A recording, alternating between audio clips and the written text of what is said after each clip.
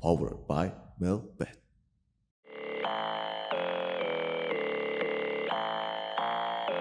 За сайн байцгаана өрхөн мөндөд үзэгчтэй энэ нэг тэнгэр channel-ийн маань анхны контент ороход та бүхэндээ бэлэн болсон байна. Тэгээд нэг тэнгэр channel дээр маань одоо нэглээ топ 10 за мөн тоглоомын түүх хөрөг цуврал гэх мэтчлэн Xor 2K gaming channel дээр ордог байсан. Арай илүү гүнзгий контентнууд энэ channel дээр одоо нэглээ орох болно. Тэгээд та бүхэн энэхүү channel-а follow дараад энэхүү channel дээр subscribe болноор link батна дараад тоглоомтой холбоотой танин мэдхгүй за мөн тоглоомын түүх, тоглогчийн түүх зэрэг маш сонирхолтой мэдээллүүдийг авах боломжтой юм а. За ингээд өнөөдөр та бүхэндээ тоглоомын эргэн тойронд гэсэн нэвтрүүлгийг энэхүү ихний дугаараар оруулж байна. Тэгээд та бүхэн таалагдах байх контенттойгоо цуг байгаарай.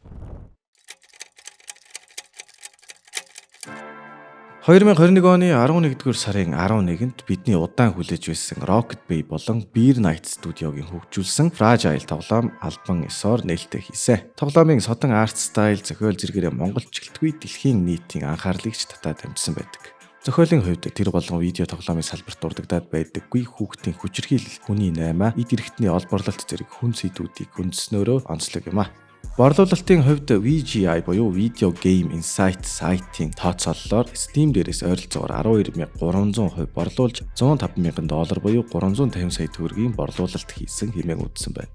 Тоглоомын хувьд ихэнх шүүмжлэгчдээс дундаж үнэлгээ авсан байдаг. За учир нь гэвэл тоглоомын зураглал, зохиол, уур амьсгал нь аимшигын тоглоомын ертөнцид шинэлэг байсан ч техникийн гүйцэтгэл, геймплей нь хангалтгүй байсан гэж үздэг. 2D тоглоом гэхэд арай л удаан уншдаг, за ойр ойрхон крашилдаг, контрол нь болох мэт шүүмжүүд гарсан байна. Эцэг хэдий ч энэ тоглоомороо Beer Night Studio дэлхийн тоглоомын ертөнцид тодорхой хэмжээгээр нэрээ таниулсан байдаг. —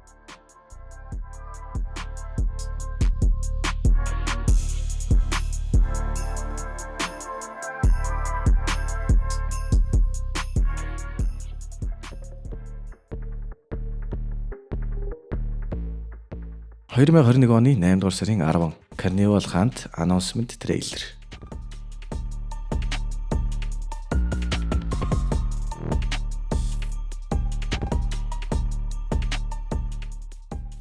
Ингээд хэсэг хугацаанд чимээгүй байсны эцэст 2021 оны 8-р сарын 10-нд Beer Night Studio Carnival Hunt гэх тоглоомынхоо announcement трейлерыг цацснараа бидэнд анхны удаа тоглоомын тухай мэдээллийг өгсөн.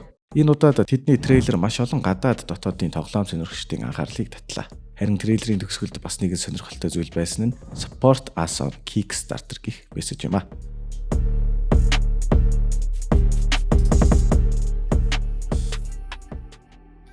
Kickstarter бол 21.7 сая харилцагчтай нийтдээ кино, хөгжим, тоглоом, хандив гэх мэтчлэн 233,000 гаруй төсөлд $7 тэрбум хөрөнгө оруулалт татаж чадсан crowdfunding буюу олон нийтээс хөрөнгө оруулалт татдаг томоохон төсөл дэмжигч платформ билээ.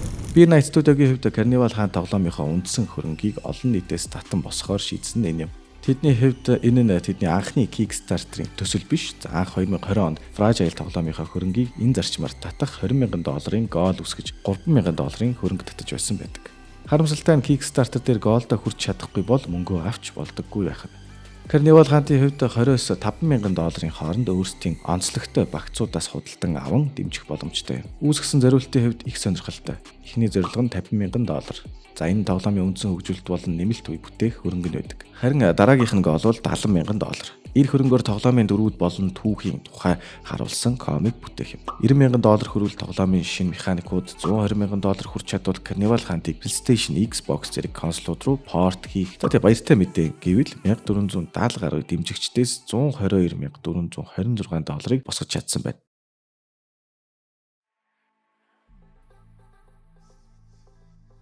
Announcement трейлерээ цацснаас хойш тоглоомын албан ёсны хуудасуудаараа мэдээллүүдээ тасралтгүй дамжуулж эхэлсэн.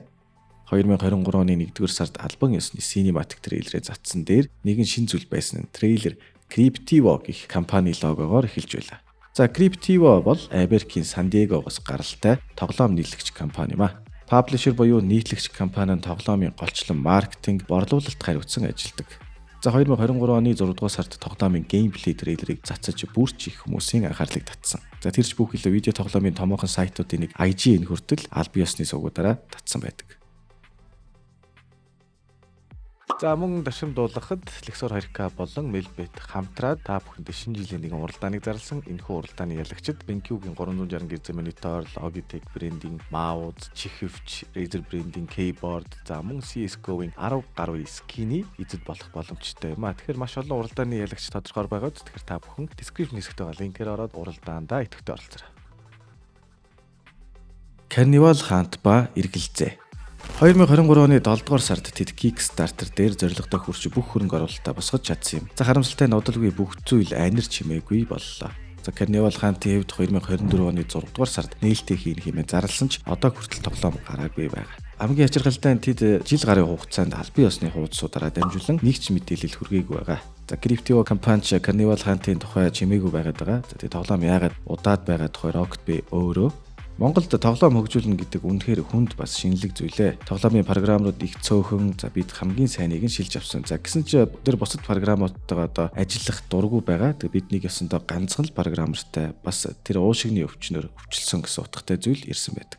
2024 оны 7 дугаар сард Steam Community дээр Crypto-гийн гишүүн ирэх 3 сарын хугацаанд альфа тест хувилбарнд гарна гэдгээ зарласан байна. За гэвч 10 сар гэхэд альфа нь гаралгүй ахиад л хойшилсан. За саяхан буюу 11 дугаар сарын дундуур тоглоомын альфа хувилбарыг Kickstarter хөрөнгө оруулагчид болон тодорхой хүмүүс л тоглох боломжтойгоор гаргасан байна. Видео тоглоом хийн бүтээн гэдэг бол яахын аргагүй Монголд шин хэцүүхэн ажил гэдэг нь ойлгомжтой. За гэвч Carnival хаант дэлхийн нийтийн анхаарлыг татаж багахгүй ярианы сэдэв болоод байгаа. За тоглоом хөгжүүлэгчдийн тухай мэдээлэл хомс байгаа нь хөрөнгө оруулагчид болон тоглоом сонирхчдыг эргэлзээтэй байлгаж байсан ч альфа тест гарснаар эргээд хүмүүс тоглоомыг эргээр хүлээж авч эхэлжээ. За ингээд та бүхэнд контент мань таалагдсан байхаа гэж найдаж байна. Та бүхэн лайк болон subscribe батна дараад дараагийнхаа контентийг хүлээн авч үзээрэй.